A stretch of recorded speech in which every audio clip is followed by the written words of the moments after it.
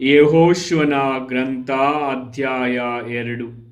ನೂನನ ಮಗನಾದ ಯೆಹೋಶುವನು ಕಾನಾನ್ ನಾಡಿನ ಜೆರಿಕೋ ನಗರವನ್ನು ನೋಡುವುದಕ್ಕೋಸ್ಕರ ಶಿಟ್ಟೀಮಿನಿಂದ 2 ಗೂಢಚಾರರನ್ನು ಕಳುಹಿಸಿದನು. ಅವರು ಹೊರಟು ಹೋಗಿ ರಾಹಾಬಳೆಂಬ ವೇಶ್ಯೆಯ ಮನೆಯಲ್ಲಿ ಇಳಿದುಕೊಂಡರು.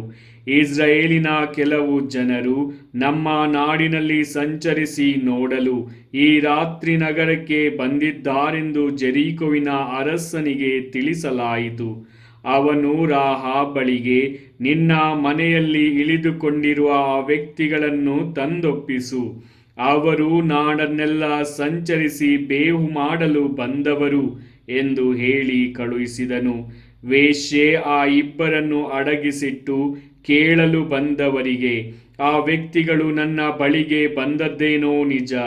ಅವರು ಎಲ್ಲಿಯವರೆಂದು ನನಗೆ ತಿಳಿಯದೇ ಹೋಗಿದೆ. ಊರ ಬಾಗಿಲನ್ನು ಮುಚ್ಚುವ ಹೊತ್ತಿಗೆ ಕತ್ತಲಲ್ಲೇ ಹೊರಟು ಹೋದರು. ಎಲ್ಲಿಗೆ ಹೋದರೆಂಬುದು ನನಗೆ ಗೊತ್ತಿಲ್ಲ. ಬೇಗನೆ ಅವರ ಬೆನ್ನಟ್ಟಿರಿ, ಅವರು ನಿಮಗೆ ಸಿಕ್ಕುವರು ಎಂದು ಹೇಳಿದಳು. ಆದರೆ ಅವಳು ಆ ವ್ಯಕ್ತಿಗಳನ್ನು ಮಾಳಿಗೆಯ ಮೇಲೆ ಹತ್ತಿಸಿ ಅಲ್ಲಿ ಸಾಲಾಗಿ ಇಟ್ಟಿದ್ದ ಸೆಡಮಿನ ಹೊರೆಯೊಳಕ್ಕೆ ಬಚ್ಚಿಟ್ಟಿದ್ದಳು. ಅರಸನ ಆಳುಗಳು ಜೋರ್ಡಾನ್ ದಾರಿ ಹಿಡಿದು ಹೋಗಿ ನದಿ ದಾಟುವ ಸ್ಥಳದವರೆಗೂ ಹುಡುಕಿದರು.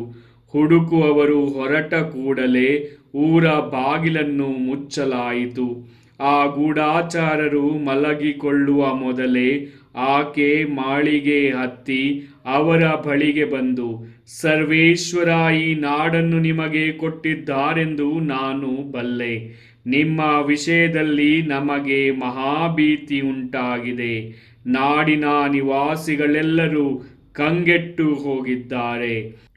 ನೀವು ಈಜಿಪ್ಟಿನಿಂದ ಹೊರಟು ಬಂದ ಮೇಲೆ ಸರ್ವೇಶ್ವರ ನಿಮ್ಮ ಮುಂದೆ ಕೆಂಪು ಸಮುದ್ರವನ್ನು ಬತ್ತಿಸಿಬಿಟ್ಟರೆಂದು ಕೇಳಿದ್ದೇವೆ.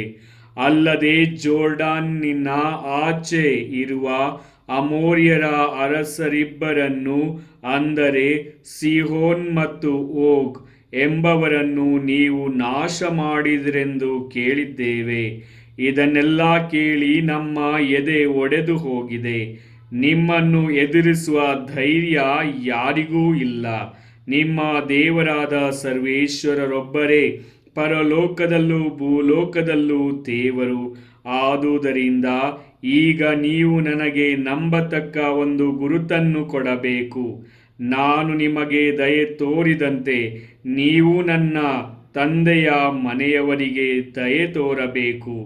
ನನ್ನ ತಂದೆ ತಾಯಿಗಳನ್ನು, ಸಹೋದರ ಸಹೋದರಿಯರನ್ನು, ಅವರಿಗಿರುವುದೆಲ್ಲವನ್ನು ನಾಶ ಮಾಡದೆ ಉಳಿಸುವುದಾಗಿ ಸರ್ವೇಶ್ವರನ ಹೆಸರಿನಲ್ಲಿ ಪ್ರಮಾಣ ಮಾಡಬೇಕೆಂದು ಬೇಡಿಕೊಳ್ಳುತ್ತೇನೆ ಎಂದಳು.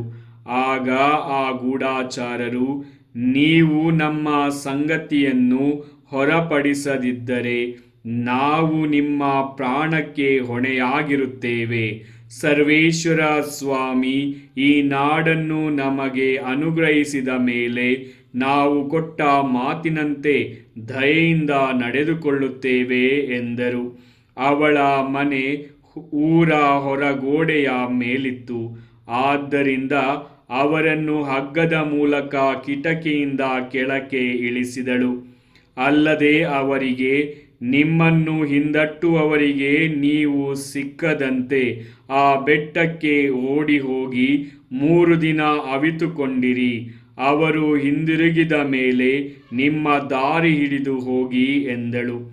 ಆಗ ಅವರು ಆಕೆಗೆ, ನೀನು ನಮ್ಮಿಂದ ಮಾಡಿಸಿದ ಪ್ರಮಾಣದಂತೆ ನಡೆದುಕೊಳ್ಳುತ್ತೇವೆ. ನಾವು ಈ ನಾಡನ್ನು ಪ್ರವೇಶಿಸುವಾಗ ನೀನು ನಮ್ಮನ್ನು ಇಳಿಸಿದ ಕಿಟಕಿಗೆ ಈ ಕೆಂಪು ದಾರವನ್ನು ಕಟ್ಟಬೇಕು ಮತ್ತು ನಿನ್ನ ತಂದೆ ತಾಯಿಗಳನ್ನು, ಅಣ್ಣ ತಮ್ಮಂದಿರನ್ನು, ಎಲ್ಲ ಬಂಧು ಬಳಗದವರನ್ನು ನಿನ್ನ ಮನೆಯಲ್ಲೇ ಇರಿಸಿಕೊಂಡಿರಬೇಕು. ಅವರಲ್ಲಿ ಯಾರಾದರೂ ಮನೆ ಬಿಟ್ಟು ಬೀದಿಗೆ ಬಂದರೆ ಅವರ ಮರಣಕ್ಕೆ ಅವರೇ ಕಾರಣರು ಆಗುವರು. ಅದಕ್ಕೆ ನಾವು ಹೊಣೆಗಾರರಲ್ಲ. ಆದರೆ ನಿನ್ನೊಡನೆ ಮನೆಯಲ್ಲಿದ್ದವರ ಮೇಲೆ ಯಾರಾದರೂ ಕೈ ಮಾಡಿದ್ದಾದರೆ ಆ ರಕ್ತಾಪರಾಧ ನಮ್ಮ ತಲೆಯ ಮೇಲಿರುವುದು. ನೀನೇನಾದರೂ ಈ ನಮ್ಮ ವಿಷಯವನ್ನು ಬಹಿರಂಗಪಡಿಸಿದ್ದೇ ಆದರೆ ನಮ್ಮಿಂದ ಮಾಡಿಸಿದ ಪ್ರಮಾಣದಿಂದ ನಾವು ಬಿಡುಗಡೆಯಾಗಿರುತ್ತೇವೆ ಎಂದು ಹೇಳಿದರು.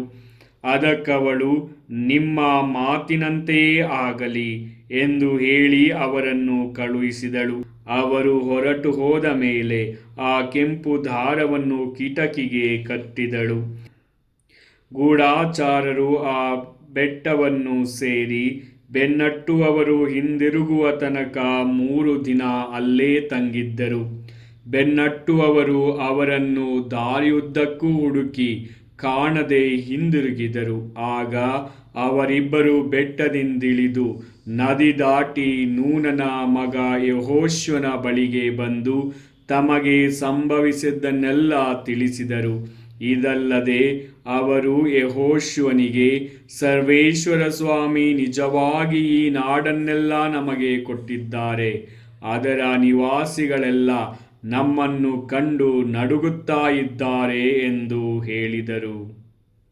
ಪ್ರಭುವಿನ ವಾಕ್ಯ.